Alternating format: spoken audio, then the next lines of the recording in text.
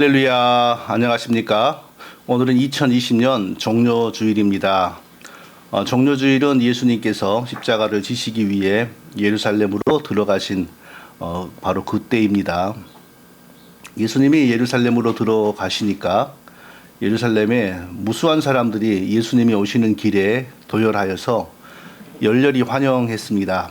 어떤 사람들은 자기의 겉옷을 벗어서 예수님이 밟고 지나가게 했고, 또 어떤 사람들은 정려나무, 영어로는 팜트리라고 하죠. 아마 그게 우리 미국에서도 남쪽 지방에 가면 많은데 예루살렘에도 그게 많았던 것 같아요. 그 가지를 꺾어가지고 땅에다가 폈습니다. 그 위를 밟고 지나가시라는 것이었습니다. 자, 백성들의 그런 두 가지 행동, 겉옷을 펴서 길에 깔고 또 정려나무 가지를 꺾어서 길에다가 펴고, 이런 행동은 그 시대에 백성들이 왕을 맞이하는 그런 행동이었습니다. 그러니까 그런 모습이 나왔다는 것은 예수님의 예루살렘 입성이 너무너무 대단한 모습이었다는 것입니다. 그러나 그때 예루살렘으로 들어가실 때 예수님의 심정은 어떠했을까요? 예수님의 마음은 말로 표현할 수 없을 정도로 무겁고 괴로우셨을 것입니다. 왜냐하면 예루살렘에 들어가면 이제 머지않아 십자가를 지게 되시기 때문입니다. 예루살렘에 들어가면 베단이라고 하는 곳에 숙소를 정하시고, 예루살렘 성전을, 가장 위험한 곳이죠, 성전을 드나들면서 마지막으로 더 천국 복음을 전하십니다. 그리고 바로 그 주, 그러니까 이번 주 목요일 해질 무렵부터 유월절이 시작이 됩니다. 목요일 해질 무렵부터 하루가 유월절이고, 그날을 포함하여 일주일이 누룩이 없는 떡을 먹는 무교절입니다. 유월절은 이스라엘 백성들이 애굽에 있을 때에 어린 양을 죽여서 그 피를 대문 위에 발랐고, 또 하나님께서 그 피가 보이는 집에는 장자를 죽이는 심판을 면하게, 넘어가게 하셨던 것을 기념하는 절기입니다. 그러니까 유월절에 어린 양이 죽어서 그 피를 이스라엘 백성들의 집의 대문에 발랐더니 장자가 죽는 하나님의 심판이 넘어갔다라는 것은 곧 장차 오실 예수 그리스도의 피를 덧입으면, 피의 공로를 덧입으면 하나님이 죽음의 죄의 대가로서의, 죄의 값으로서의 죽음의 심판을 면하게 하신다라는 복음, 구원의 복음에 대한 예고였습니다. 그러니까 죄 없으신 예수 그리스도가 우리 대신 피 흘려 죽으심으로 우리에게 죽음이 물러간다라는 십자가 복음을 예고하는 것이 구약의 유월절이었는데, 그 유월절에 딱 맞추어서 예루살렘으로 들어가시는 것입니다. 그러니까 유월절에 맞추어서 죽으시기 위하여 예루살렘으로 지금 들어가시는 것이니 예수님의 마음이 얼마나 무거우시고 괴로우셨겠습니까?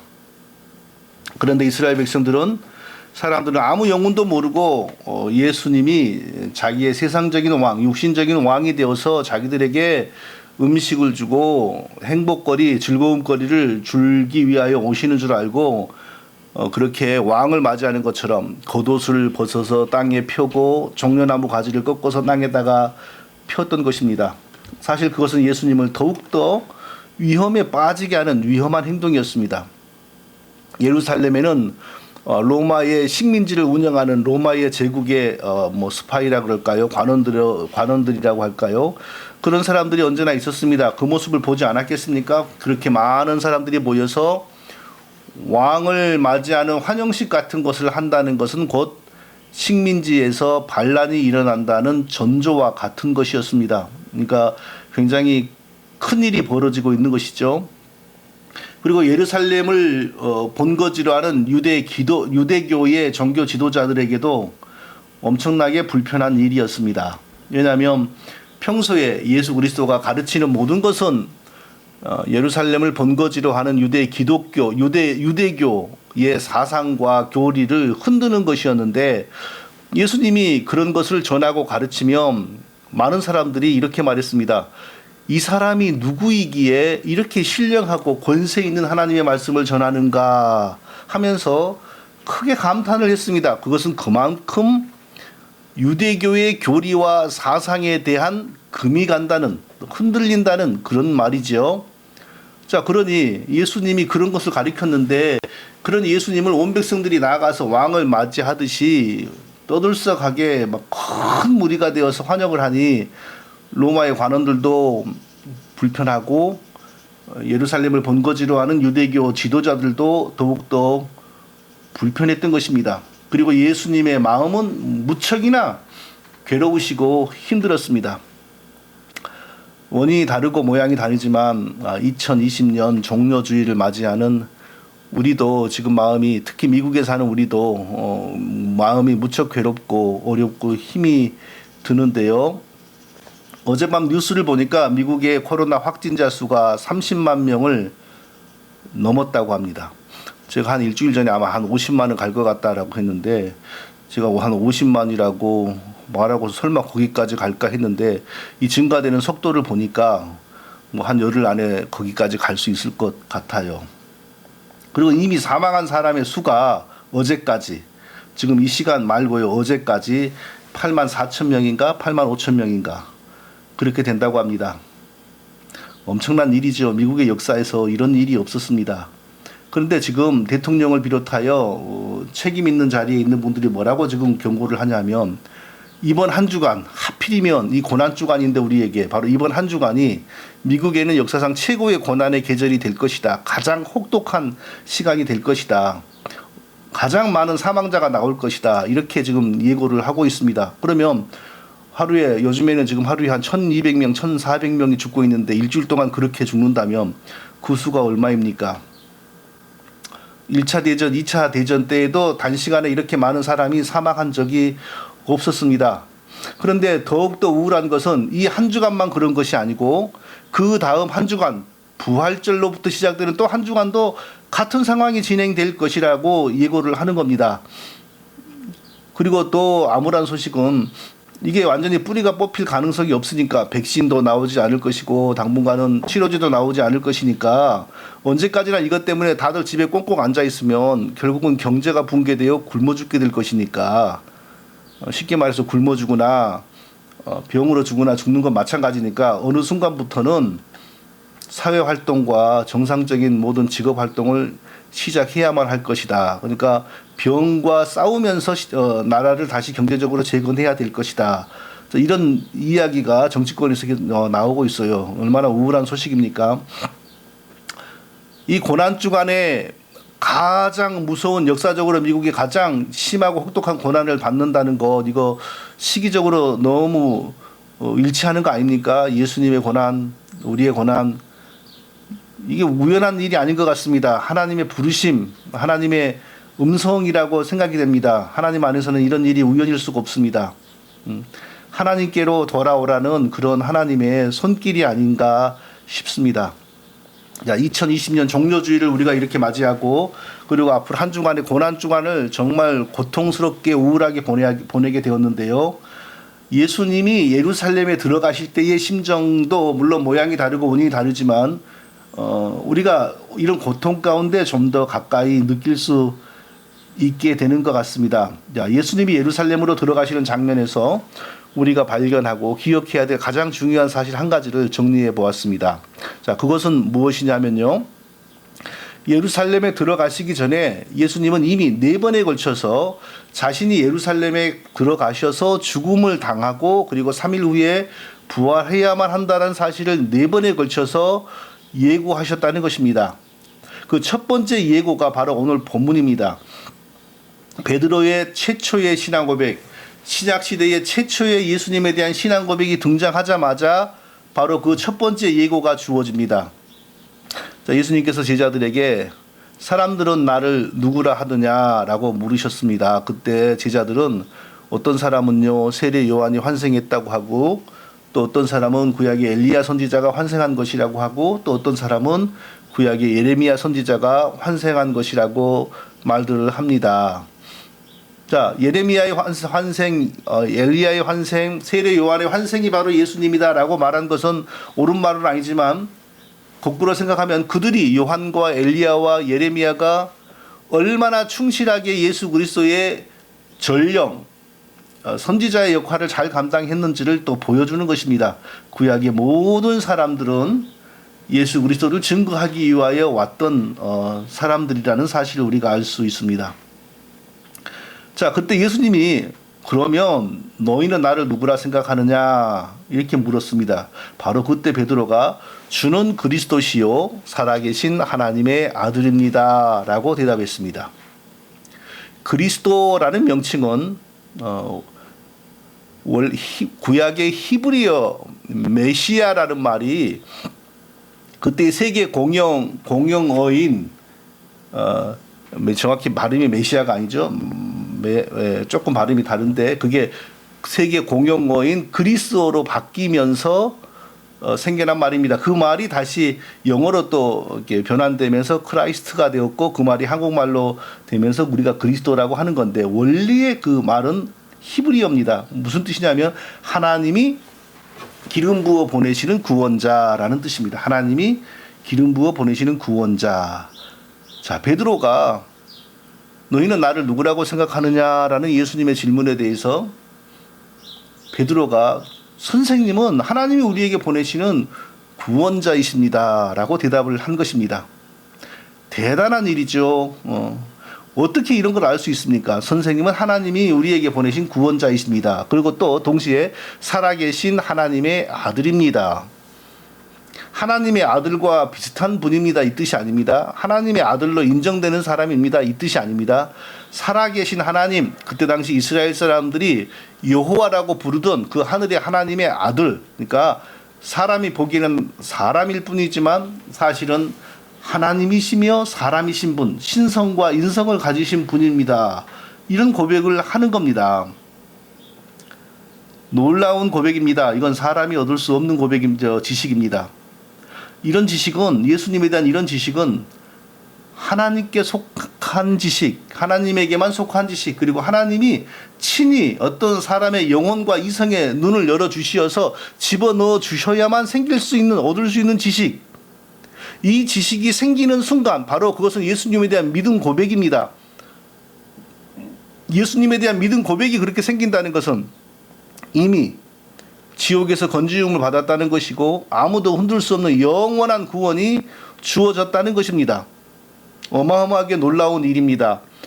저는 매우 종종 일평생 또는 수십 년 교회에 다니면서도 그리고 다른 사람들과 함께 똑같은 저의 설교를 들었으면서도 도무지 예수님에 대한 이런 지식이 전혀 생겨나지 않은 사람들을 매우 종종 봅니다.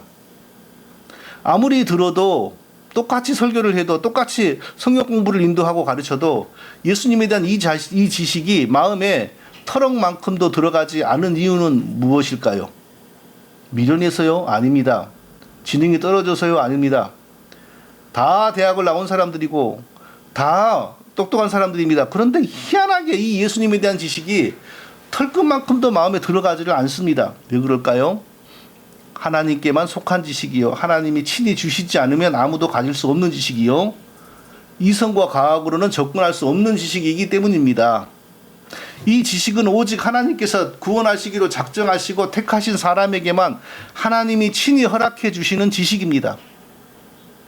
자, 베드로가 언제 무슨 예수님의 신성과 인성에 대해서 집중교육을 받은 것도 아니고 특별한 이런 신학 강의를 들은 것도 아닙니다. 그런데 베드로에게 주는 그리스도시요 살아계신 하나님의 아들입니다 라는 신앙 고백, 예수님에 대한 신적인 지식 획득이 일어났어요. 도대체 어떻게 이런 일이 가능합니까? 물론 예수님을 그동안 따라다니면서 보고 듣기는 했습니다. 그러나 예수님이 한 번도 나는 그리스도야, 나는 하나님의 아들이야, 나는 하나님이면서 사람이야 이렇게 직접적으로 가르친 적이 없습니다. 바요나 시몬아 내가 복이 있도다. 이를 내게 알게 한 이는 혈육이 아니요 하늘에 계신 내 아버지시니라.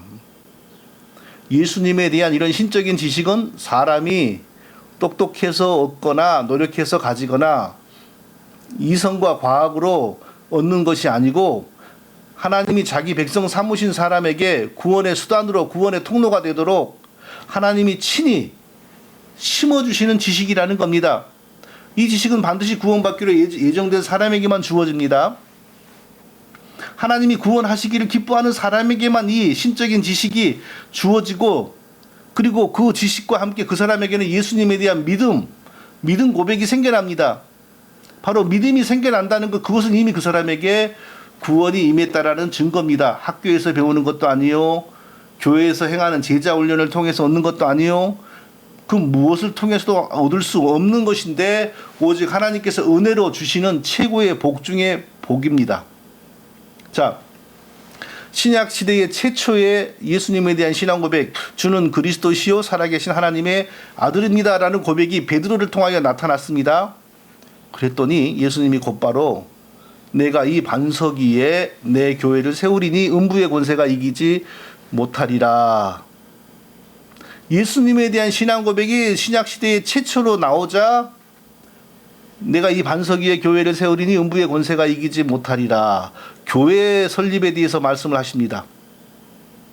천주교는 그때부터 지금까지 이 반석, 베드로라는 사람, 인물, 베드로라는 사람의 인격으로 해석을 합니다. 재밌게도 베드로라는 이름도 또 뜻이 반석입니까? 반석입니다. 그래서 더 베드로를 반석이 베드로로 해석되기가 좋겠지요. 그러나 사람의 인격, 사람 위에 교회를 세우면 교회가 얼마나 가겠습니까? 사람은 불완전하기 때문에 시험에 들면 마귀와 같이 변합니다. 실제로 베드로가 조금 나중에 몇 년 후에, 얼마 후에 예수님이 잡혀가자 따라가긴 했습니다. 그런데 자기가 죽을 것 같으니까 예수님을 3번이나 부인하고 그 중에 한 번은 예수님을 욕하고 저주까지 하지 않습니까? 그러면 베드로라는 사람 위에 교회가 세워지면 그 교회가 온전하겠습니까? 그냥 순간적으로 뒤집어지고 뿌리째 뽑혀버리는 것이죠. 반석은 베드로라는 사람이 아니고 반석은 베드로가 하나님의 은혜 가운데 얻게 된 신적인 지식과 믿음입니다. 주는 그리스도시요 살아계신 하나님의 아들입니다 라는 신앙 고백 위에 하나님의 교회가 세워진다는 것입니다. 최초의 신앙 고백이 나타났습니다. 그리고 교회 설립에 대한 예수님의 계획이 또 드러납니다. 그런데 또 놀라운 사실이 곧바로 나타납니다. 이때로부터 예수 그리스도께서 자기가 예루살렘에 올라가 장로들과 대제사장과 서기관들에게 많은 고난을 받고 죽임을 당하고 제3일에 다시 살아나야 할 것을 제자들에게 비로소 가르치시니, 이때로부터 언제입니까? 베드로가 주는 그리스도시요 살아계신 하나님의 아들입니다 라고 신앙 고백하는 순간, 바로 그때로부터 예루살렘에 올라가서 대제사장과 장로들에 의해서 죽임을 당하고 다시 부활하여야 한다는 사실을 가르치기를 시작했다. 적어도 마태복음에만 보면 예루살렘에 들어가시기 전에 4번을 내가 예루살렘에 가서 죽어야 한다라고 예수님이 예고를 하시는데, 그 4번의 예고 가운데 첫 번째 예고가 바로 이 본문의 이 내용입니다. 최초의 신앙 고백이 나타나고, 그리고 교회 설립이 예고됨과 동시에 이때로부터 그리스도께서 자기가 예루살렘에 올라가 장로들과 대제사장과 서기관들에게 많은 고난을 받고 죽임을 당하고, 이 사실이 계시되기를 시작하는 것입니다.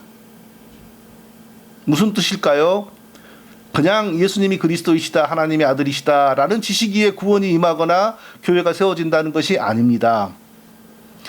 우리를 위하여 대신 죽으시고 우리를 대표하여 부활하시는 그리스도, 우리를 위하여 대신 죽으시고 우리를 대표하여 부활하시는 하나님의 아들, 바로 그분에 대한 지식과 신앙 위에 우리의 구원이 임하고 교회가 세워진다는 것입니다.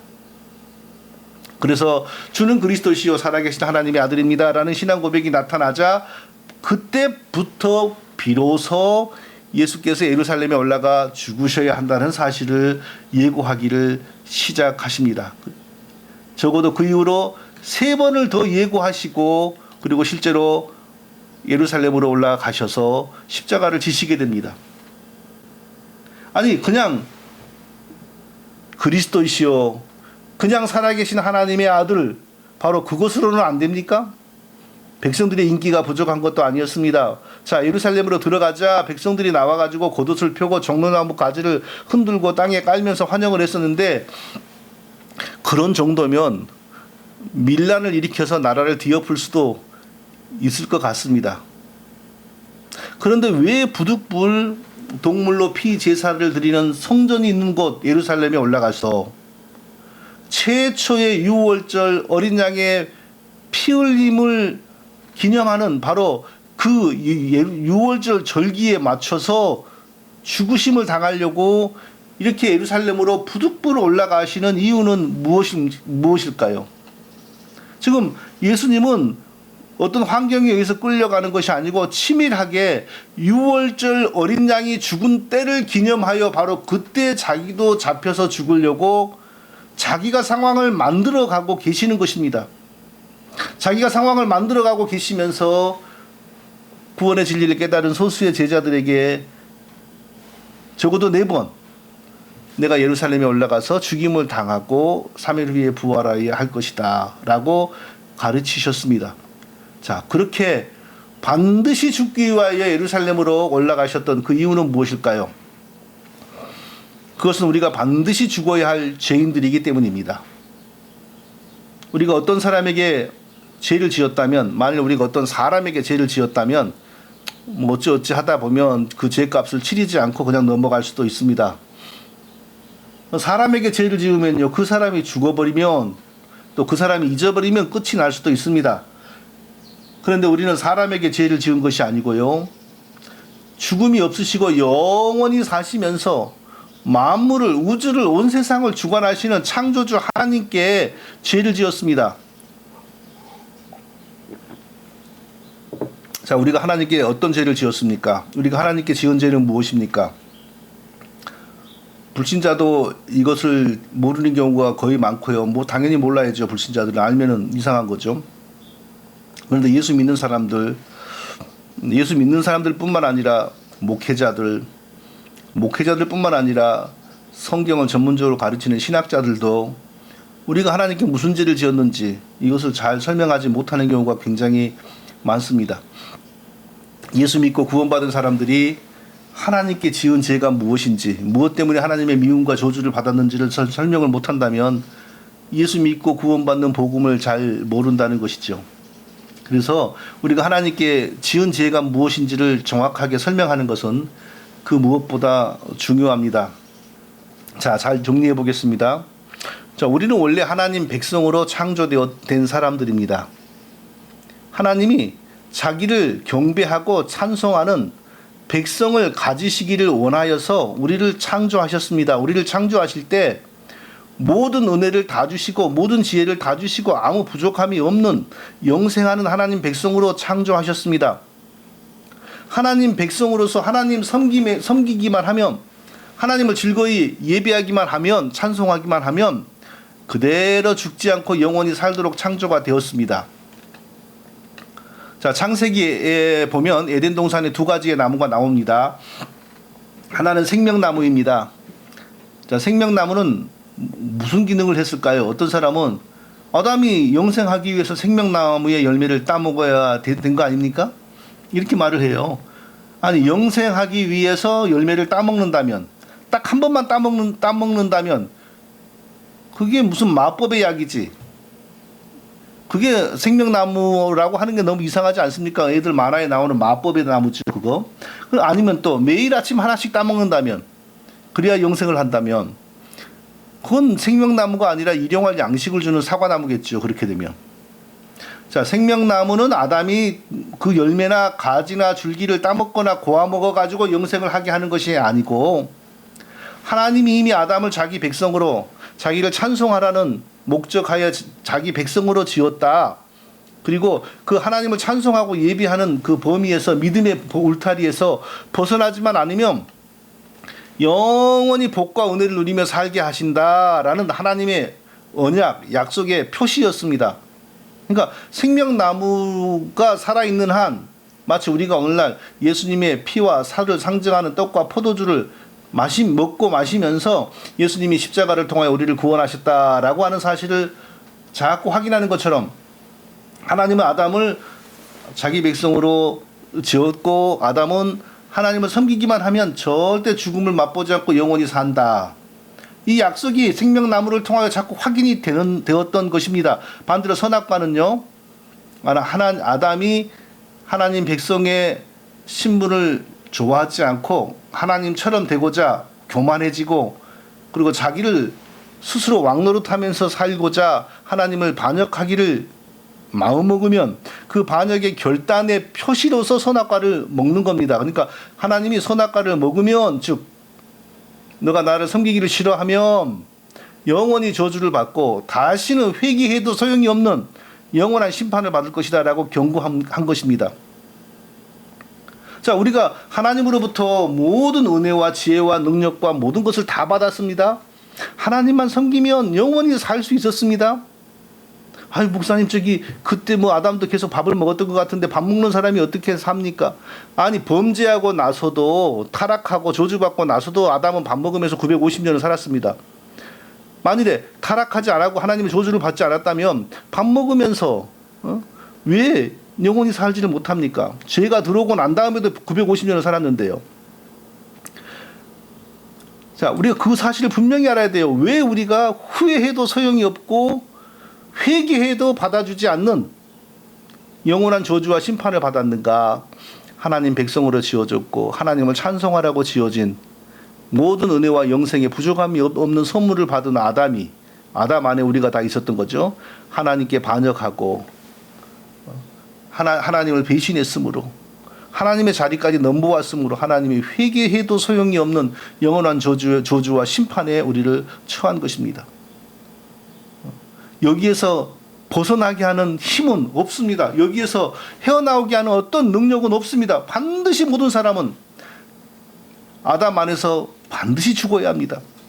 그러나 하나님께서는 우리가 영원히 죽는 것을 기뻐하지 않았습니다. 우리를 다시 살려서 자기 백성으로 삼고 영생을 누리게 해주시기를 원하셨습니다. 그래서 사람에게는 우리의 죄를 씻을 방법이 없으므로 하나님이 친히 사람이 되시어서 우리 대신 십자가에 달려 피 흘리심으로 죄값을 치려서 우리의 죄를 씻으시고, 그리고 우리의 죄가 다 용서되었다라는 것을 증거하는 차원에서 다시 부활하신 것입니다. 자, 이런 하나님의 은혜가 아니고서는 그 누구도 자기의 죄 문제에서 벗어나 영생을 얻을 수가 없습니다. 어떤 사람이 우리를 위하여 죽을 수도 없고, 죽는다고 해도 소용이 없습니다. 죄인이 같은 죄인을 위하여 1000명이 죽고 10,000명이 죽고 1,000,000명이 죽어도 아무 효력이 없습니다. 오직 아무 죄가 없고 흠이 없는 사람이 대신하여 죽어야 되는데, 아담의 후손들 가운데는 그런 사람이 없으므로 하나님이 친히 사람이 되어 오시어서 천국 복음을 전하시고, 구약의 예언대로 구약 6월절 어린 양이 피 흘리고 죽은 때에 성경대로 잡혀서 죽으심으로 우리의 죄가 사하여 주신 것입니다. 그 일이 이루어져야만 우리의 구원이 완성이 되고 교회가 세워질 수 있습니다. 그러므로 베드로가 주는 그리스도시요 살아계신 하나님의 아들입니다 라는 신앙 고백이 나오자마자 이때로부터 예수 그리스도께서 자기가 예루살렘에 올라가 장로들과 대제사장과 서기관들에게 많은 고난을 받고 죽임을 당하고 제3일에 다시 살아나야 할 것을 제자들에게 비로소 가르치시니, 이 말씀도 이어지는 것입니다. 단 하루의 오차도 발생하지 않았습니다. 6월절 어린 양의 피가 이스라엘 백성들을 살리기 위하여 대문 위에 발라진 바로 그 시간에 맞추어서 성경대로 죽으심을 당하기 위하여 예루살렘에 가셨습니다. 성경대로 우리의 죄를 씻는 하나님의 구원자가 되시기 위하여 사람으로 오셔서 우리를 대신하여 죽으셨습니다. 성경대로 죽음의 길을 가신 것입니다. 그리고 우리의 죄가 사해졌음을 선포하시기 위하여 성경대로 3일 후에 무덤에서 부활하셨습니다. 이것이 바로 우리의 복음입니다. 예수 그리스도가 우리의 죄를 씻으시기 위하여, 우리 대신 죽으시기 위하여 예루살렘에 가셨고 6월절 어린 양이 죽던 시간에 잡혀서 죽음의 길로 가셨습니다. 이것이 바로 우리에게 기쁜 소식입니다. 오늘이 예수님이 예루살렘에 입성하는 종려 주일이고, 이번 한 주간이 예수님이 우리를 위하여 죽으시는 고난 주간인데, 특별히 우리가 사는 이 미국 땅에는 아주 우울하고 불행한 소식이 함께 퍼지면서 모두가 신음하고 있습니다. 무엇보다도 예수 그리스도가 우리를 위하여, 우리를 살리기 위하여, 우리의 죄 문제를 해결하기 위하여 사람으로 오시어 성경대로 죽음을 당하셨다는 그 사실을 많이 깊이 묵상하고 그러면서 우리뿐만 아니라 우리 주변의 모든 사람들, 미국이 이제 다시 믿음을 회복하여 하나님께로 돌아가는 복된 은혜가 넘치기를 위해서 많이 기도하는 이 한 주간이 되시기를 바랍니다. 거룩하신 아버지 하나님, 이 미국과 전 세계에 퍼져 있는 재앙의 소식, 죽음의 소식을 우리 주 예수 그리스도의 십자가 안에서 생각해 봅니다. 하나님께서 은혜와 공유를 베푸셔서 이 땅에 회개가 일어나게 하시고 모두가 다 주 예수 그리스도 앞으로 돌아가서 은혜를 입고 이 재앙도 소속히 물러가고 교회들이 다시 회복이 되고 건강해져서 하나님의 목적대로 하나님을 잘 섬기는 복된 은혜가 넘쳐나게 하여 주시옵소서. 예수님의 이름으로 기도합니다. 아멘.